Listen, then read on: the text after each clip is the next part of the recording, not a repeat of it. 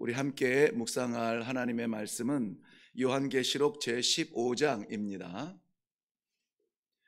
요한계시록 제15장 1절부터 4절 말씀 보겠습니다.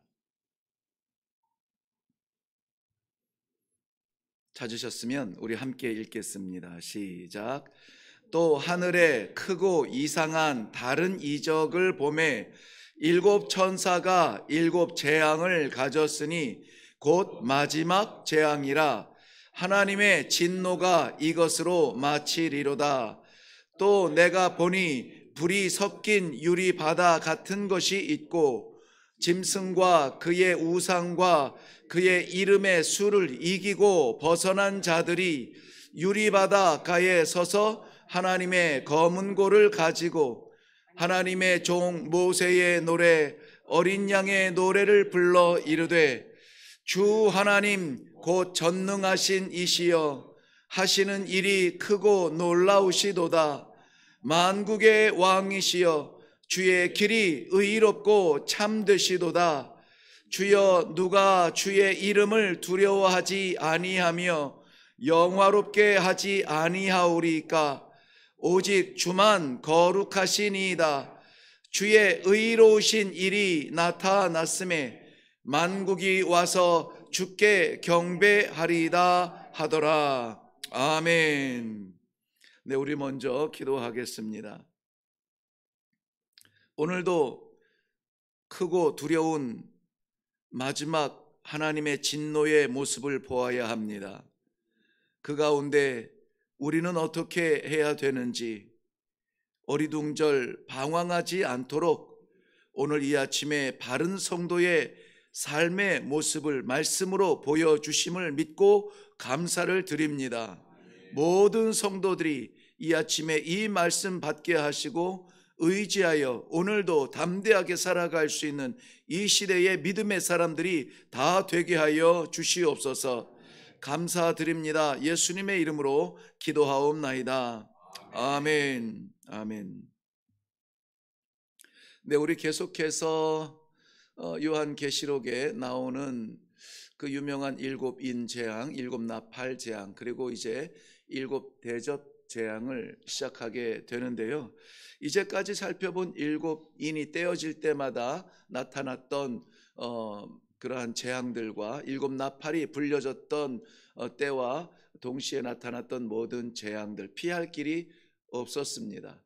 왜냐하면은 그것은 우주적 재앙이었고 또 이 지구촌 어느 곳 하나 피할 곳이 없는 하나님의 진노의 재앙이었습니다. 그런데 그 진노의 재앙은 멸하고자 하는 재앙이 아니라 그 가운데 하나님을 향한 믿음의 사람들이 마지막까지 견딜 수 있도록 주시는 거룩하고 선한 시험의 재앙이었습니다. 이제 일곱 대접의 재앙이 남아 있는데요. 일곱 대접의 재앙은 방향성이 좀 다릅니다. 이것은 우주적 재앙으로 피할 곳 없는 재앙 가운데 던져진 성도들 그 안에서 끄집어내시는 하나님의 은혜가 아니라 일곱 대접 재앙은 이제까지 이 성도들을 괴롭게 핍박하며 또 이 성도들을 혼란케 하고 그 믿음의 정도를 걸을 수 없도록 유혹했던 악에 대한 하나님의 심판, 즉 마지막 재앙이라 오늘 본문에서는 그렇게 하고 있는데요. 마지막 재앙입니다. 이것으로 재앙이 끝난다고 하는 것은 성도들을 괴롭히는 그러한 악의 세력들이 무너질 것이다 라고 하는 소망을 갖게 하는 부분입니다. 오늘 이런 가운데에서 미리 선포적으로 말씀하고 있는데요. 일곱 대접의 재앙이 다 지난 다음에 그리고 나서 어떤 결과적으로 불리워지는 노래가 아니라 이미 일곱 대접 재앙이 나타나기 전에 하나님께서 일곱 인과 일곱 나팔 가운데에서 견뎌내고 이겨낸 자들을 세워주시고요. 그 세워진 자들이 유리바다 앞에서 하나님의 보좌를 향한 그 길이죠. 하나님의 보좌 앞에 펼쳐진 유리바닷가에 서서 이 재앙을 보게 됩니다. 그러니 거기서 어떻게 하면 좋지? 이제 펼쳐질 재앙을 보면서 두려워할 것이 아니라 거기에서 서서 그곳을 바라보는 성도들이 해야 되는 일들을 오늘 본문에서는 말씀해 주고 있습니다. 두 가지인데요. 하나는 말씀드린 것처럼 펼쳐질 7 대접의 재앙들을 보는 일이겠죠. 그리고 또 하나는 오늘 제가 말씀의 제목으로 삼았는데요. 그 유리바다 곁에 서 있는 자들은 이제까지의 모든 핍박과 유혹과 고난과 이해할 수 없음과 혼란스러움을 이긴 자들이에요. 이기고 뿐만이 아니라 그 가운데 견뎌낸 자들입니다. 지금 이렇게 평온한 모습으로 우리가 말씀을 받지만 우리 삶의 자리는, 이 믿음을 지키는 자리는 그렇게 녹록한 자리가 아니에요. 삶이야, 세상에서 살아가는 생활이야 그럭저럭 살아가겠죠. 또 이웃도 있고 가정도 있고 이루는 것도 있고 하니까는 그럭저럭 하루하루를 살아갈 수는 있는데, 그것보다 더 어려운 것은 무엇입니까? 이러한 가운데 우리 믿음을 지키는 삶이죠. 그래서 결국은 오늘 이긴 자, 그 가운데 견디는 자들은 누구를 말하냐면은 믿음을 지켜낸 자를 말하고 있습니다. 잘 살았다, 이것으로 하나님 앞에 가는 것이 아니에요. 얼만큼 이루었다, 이것으로 하나님 앞에 서는 것이 아니라고요. 하나님 앞에 설 수 있는 사람들은 이겨낸 자들, 견뎌낸 자들, 마지막 시대의 그 온갖 유혹과 핍박 가운데에서도 믿음을 잃지 아니하고 붙들고 씨름하여 이겨낸 자들을 말하고 있습니다. 그렇기 때문에 오늘 본문 말씀에 저는 제목으로 그 이겨낸 자들이 부르는 찬양, 그 노래는 어떤 노래일까? 왜냐하면은 유리바다 곁에 서서 할 수 있는 일 2가지가 있다고 했죠. 하나는 마지막 재앙을 바라보는 것과 또 하나는 노래하는 거예요. 노래하는 거, 이제까지 이기게 하신 하나님을 노래하는 것입니다. 그 노래가 어떤 노래이냐, 이것이 오늘 본문 가운데에 담겨져 있는 내용입니다. 비밀도 아니에요. 우리가 너무나 잘 아는 노래인데 침묵하고 하지 않았다면 문제지, 우리의 삶은 이렇게 살아야 된다. 그래야 그날 가서도 이 노래는 우리는 힘있게 우리가 부를 수 있을 것입니다. 하나님께서 이 마지막 재앙 말세의 지말은 어느 한 시점을 두는 것이 아니라 지금 성도들이 살아가는 이 시점도 역시 그 가운데 있음을 압니다. 어떤 특정 사건을, 그때를 준비하라 하면 우리는 그때 특정 사건만 기다리면 돼요. 지금은 마음대로 원하는 대로 살아도 됩니다. 그래서 그 특정 사건만 나타나면 그때 대비만 잘하면 돼요. 그런데 성도의 삶은 특정 사건을 위한 삶이 아니라 날마다의 삶이에요. 우리가 호흡하듯 기도하고, 호흡하듯 찬양하고, 호흡하듯 말씀 받고, 숨쉬듯 말씀 받는 날마다의 삶 가운데 찬양이 되어질 때 그때도 찬양할 수 있어요. 지금 침묵하는데 그때 찬양하겠다, 안 되는 일이라는 것이죠. 그래서 이 말씀 요한계시록 감추어진 계시가 아니라 드러난 하나님의 비밀을 우리에게 말씀하시는 이유가 있어요. 그날 그 자리에서 그 찬양하라는 것이 아니라 오늘도 우리가 어떤 형편과 상황 속에서라도 이 찬양을 할 수 있는 성도의 삶을 살면 좋겠다, 우리 아버지의 마음을 담고 있는 것입니다. 여기에 불타는 듯한 그런 유리바다가 있고, 한 절에 똑같은 유리바다가 2이 나오는데 밑에서는 그냥 유리바다 곁에 서 있는 이긴 자들이라고 했는데 불이 타는 듯한 유리바다가 있다고 합니다. 뭔가 잘 맞지 않아요.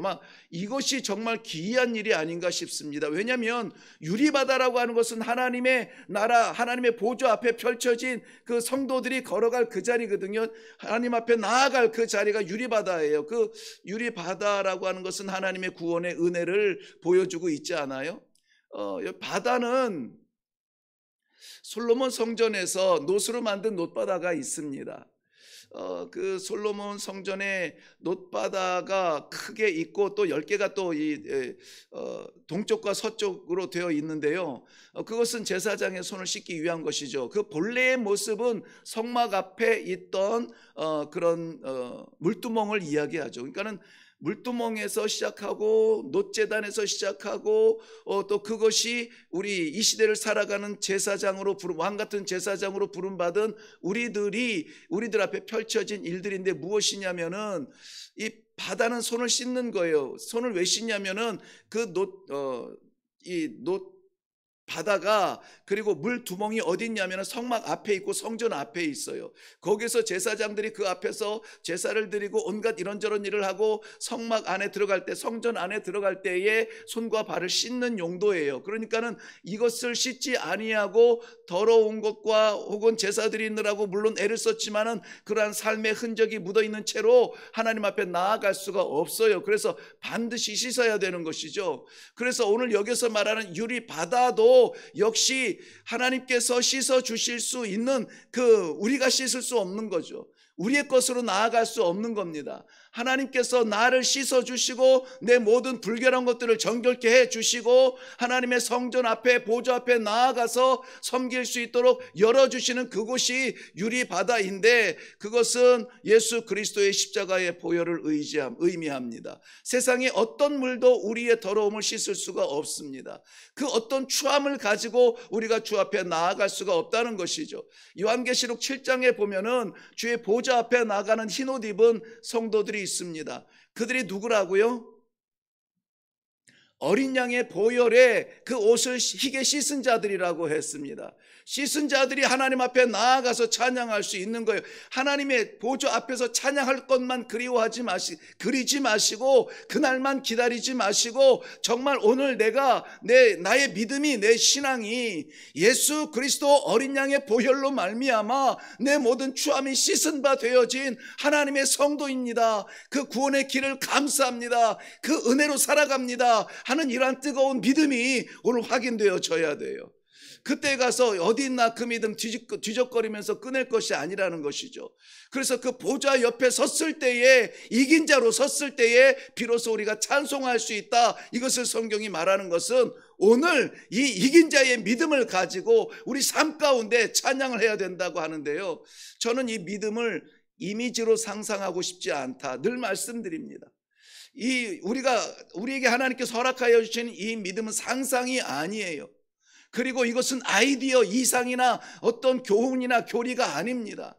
이 믿음은 살아있어서 오늘도 성도가 성도 되도록, 하나님의 자녀가 부끄럽지 않도록 우리를 붙들어 주시는 하나님의 능력이라면은 생각해서는 안 됩니다. 이해해서도 안 돼요. 그렇게 살아야 합니다.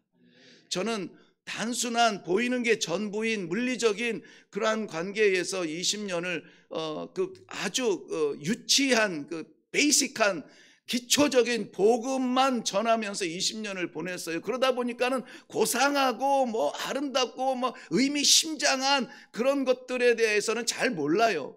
그냥 오늘 그날 아버지 앞에서 찬양하기를 원하면은 오늘 우리 삶의 자리에서 찬양해야 합니다.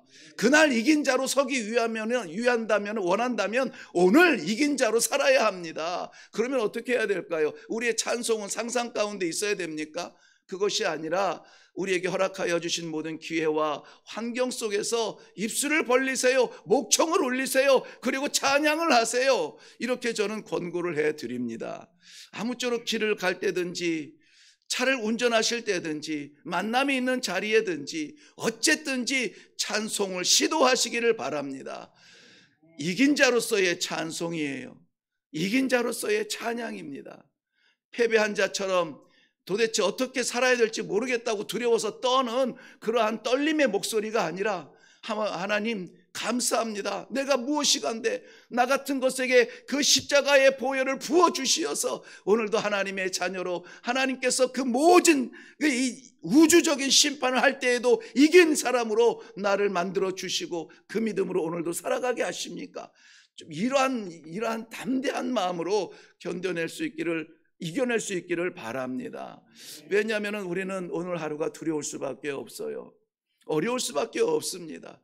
저희 교회가 임직식을 이제 6월 10일 날 토요일에 임직식을 하는데, 공통적으로 말씀하시는 게 다 은혜지만 내가 그럴 자격이 있을까에 대한 두려움이에요.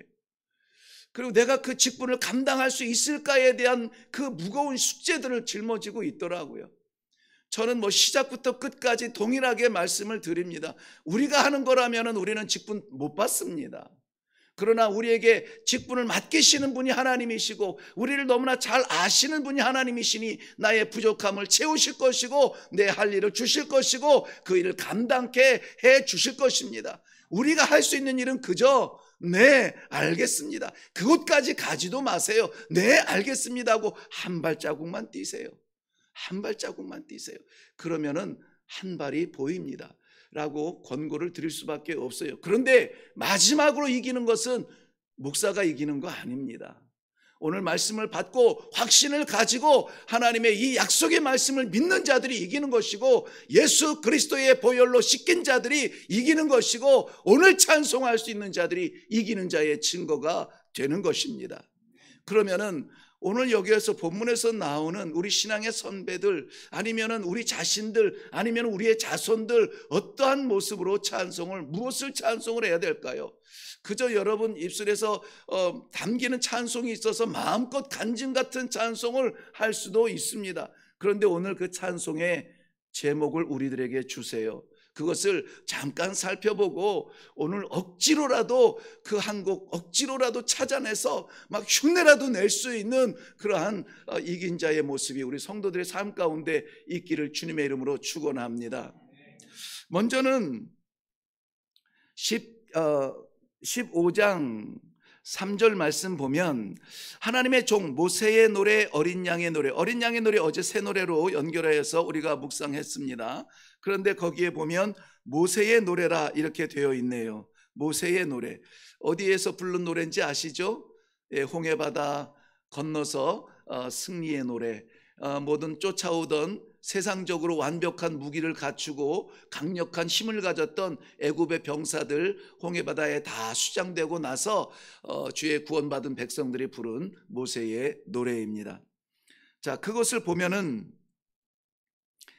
우리 한번 같이 읽을게요. 3절 시작. 하나님의 종 모세의 노래 어린 양의 노래를 불러 이르되 주 하나님 곧 전능하신 이시여 하시는 일이 크고 놀라우시도다. 만국의 왕이시여 주의 길이 의롭고 참되시도다. 4절 주여 누가 주의 이름을 두려워하지 아니하며 영화롭게 하지 아니하오리까. 오직 주만 거룩하시니이다. 주의 의로우신 일이 나타났음에 만국이 와서 주께 경배하리이다. 아멘. 그것이 찬양이에요. 그것을 제가 좀 간단하게 요약해서 말씀드리면 첫 번째 우리가 불러야 될 찬양은 주의 길을 찬양하는 것입니다. 주의 길을 어떤 주의 길을 찬양하냐면은 의롭고 참되시도다 이렇게 찬양하라 말씀하고 있어요. 요한복음 14장 6절 말씀에는 길이라고 하는 이 동음이 있긴 하지만은 예수님께서 이렇게 말씀하시죠. 내가 곧 길이요 진리요 생명이니 나로 말미암지 않고는 아버지께로 올 자가 없느니라. 그 길은 무슨 길입니까? 구원의 길이에요. 그 구원의 길은 어떤 길입니까? 생명의 길이에요. 그 생명의 길은 어디로 인도합니까? 아버지께로 인도하는 것입니다. 세상에 다른 길 놓쳐도 되고 안 가도 되고 경험하지 않아도 됩니다. 이 길만은 놓쳐서는 안 되는 것이에요. 이 길이 진리고 이 길이 참되고 이 길이 영화롭다는 것입니다. 그러므로 오늘 우리를 구원의 길로 생명의 길로 아버지 앞으로 인도하여 주시는 예수 그리스도의 이름을 찬송할 수 있는 성도들이 되시기를 바랍니다. 만 가지가 여러분을 누르고 있다 할지라도 한 호흡 하나를 여러분이 할 수 있다면 우리가 할 수 있다면 예수의 이름을 찬송하시기를 바랍니다. 억지로라도 끄집어내세요. 억지로라도. 저도 오늘 새벽마다 찬송을 결정해야 되는데요. 대체로는 이 말씀을 묵상하면서 찬송이 나와요. 저도 모르게 막 이 찬송이 하고 싶은 거예요. 그런데 오늘 성도들과 함께 이 말씀을 묵상하고 어떤 찬송을 할까 할 때 그냥 저도 모르게 나오는 찬송이죠. 하나님께서 내 입술에 담으신 찬송이에요. 십자가 십자가. 이것 외에는 우리가 자랑할 것이 없고 부를 것이 없고 붙들 것이 없다라고 하는 것입니다. 요한계시록은 우리가 자칫 잘못하면 이거 해석하고 저게 이 뜻인가, 이 사람은 이렇게 말하고 저렇게 말하고 이거 해석하느라고 이거 주변에 있는 것 둘러보느라고 두려워서 시커멓게 몰려오는 태풍 보느라고 피난처를 보지 못해요. 허둥지둥하다가 그냥 길바닥에 자빠져 사고를 당한다고요. 이러한 것, 이게 무슨 뜻이며 이게 무슨 뜻이며, 물론 그거 아는 것 중요한데요, 해석이 너무나 많아요.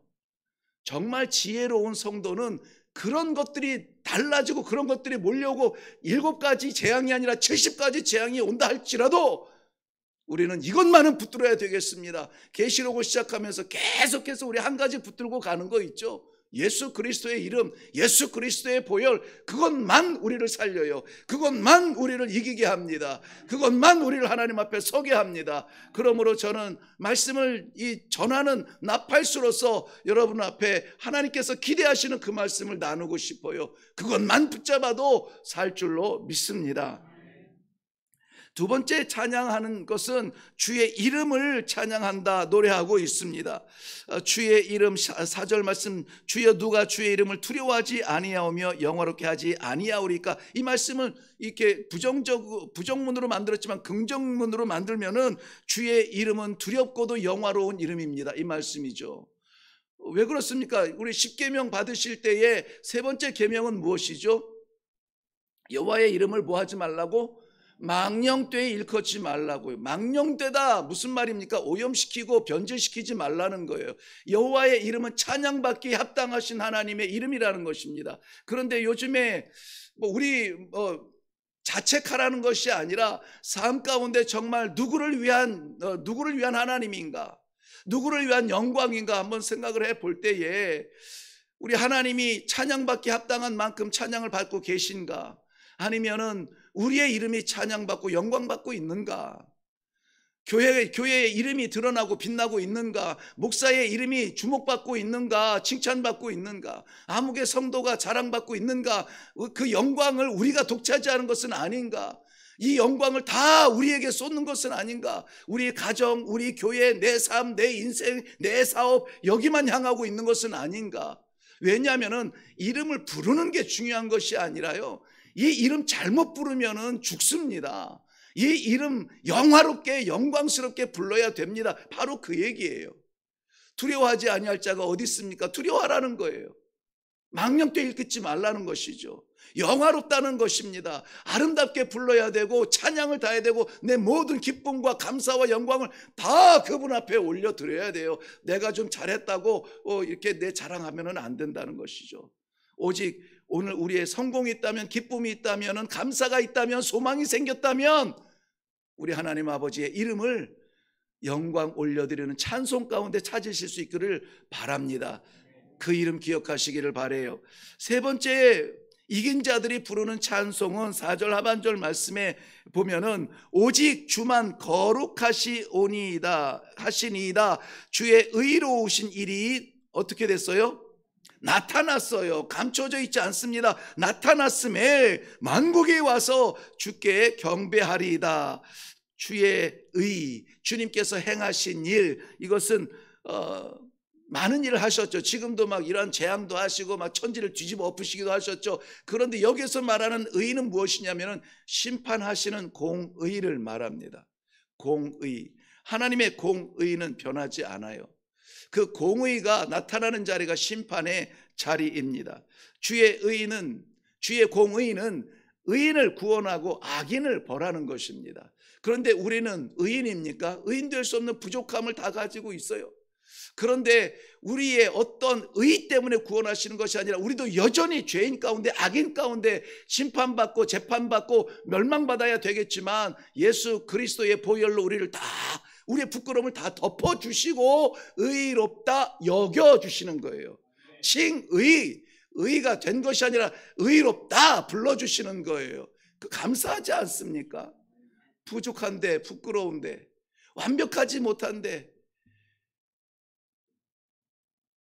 의롭다 여겨주시고 오늘도 이 하루를 세상 사람처럼 살지 않고 의인처럼 살 수 있도록 우리를 불러주신 것이 하나님의 공의라면은 우리 뜻대로 살지 않고 하나님의 의로운 그 길을 살아내는 것은 우리의 당연한 삶의 제사가 아니겠습니까?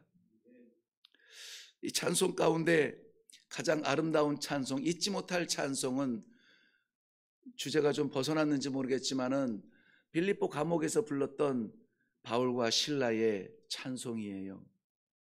왜 그것을 성경에 기록해 놓았을까요? 보고 배우라는 것이죠. 그렇게 할 수 있다는 거예요.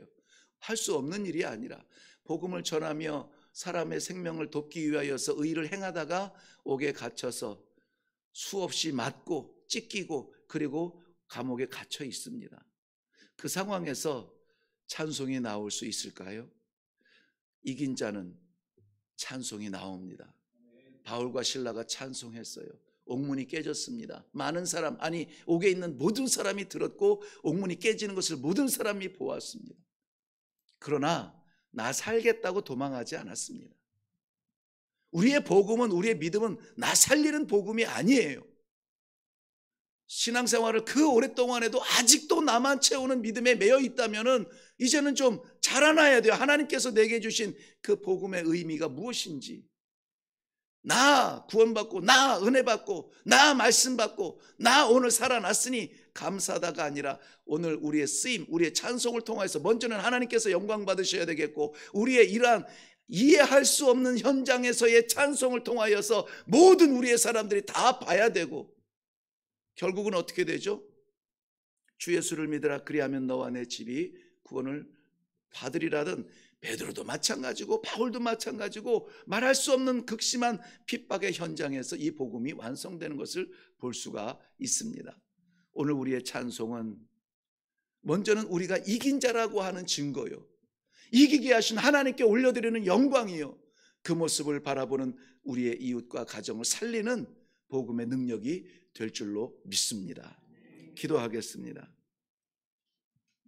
이긴 자의 노래라. 두려운 이 하루를 시작하지만 하나님께서 아니 두려워하지 말라, 내가 너와 함께 함이니라. 이긴 자로서의 이 담대한 믿음을 다시 한번 확인하고 어떠한 재앙과 핍박과 심판 앞에서도 승리의 노래를 부를 수 있는 이 믿음을 다시 한번 말씀을 통하여 확인시켜 주시니 감사합니다. 두려워 떨었던 부분이 있거든 내려놓게 하시고, 오늘 주님을 향한 주의 이름을 부르며 주의 길을 걸어가며 주의 공의로운 그 이름을 찬양하며 살아갈 수 있는 승리하는 믿음의 성도들 다 되게 하여 주시옵소서. 감사드립니다. 예수님의 이름으로 기도하옵나이다. 아멘. 아멘. 이긴 자의 노래 꼭 잊지 마시고 오늘 반드시 시도할 수 있도록 하나님께서 은혜를 주실 줄로 믿습니다. 그러기 위하여서 내가 두려웠고 부끄러웠고 불안했고 했던 것들 이 시간에 다시 한번 하나님, 내가 이것 때문에 두려웠고 이것 때문에 무서웠는데 우리 하나님 이기게 하신 줄로 믿습니다. 이 재앙의 과정을 이겨내게 하여 주시옵소서. 그리하여서 그 아름다운 유리바다 곁에 서서 위로는 하나님을 찬양하고 우리의 곁으로 구원할 백성들을 구원하는 이기는 승리, 이기는 믿음의 사람으로 살게 하여 주시옵소서. 반드시 이 선한 영향력을 끼치는 성도로 살게 하여 주시옵소서. 이제는 받는 것보다 주는 것을 자랑하게 하시고, 이제는 얻는 것보다 나누는 것을 꿈꾸는 이 아침 될 수 있도록 주님, 우리의 믿음의 지경을 넓혀 주시옵소서. 우리 다 같이 기도하고 내려가겠습니다. 같이 기도하겠습니다.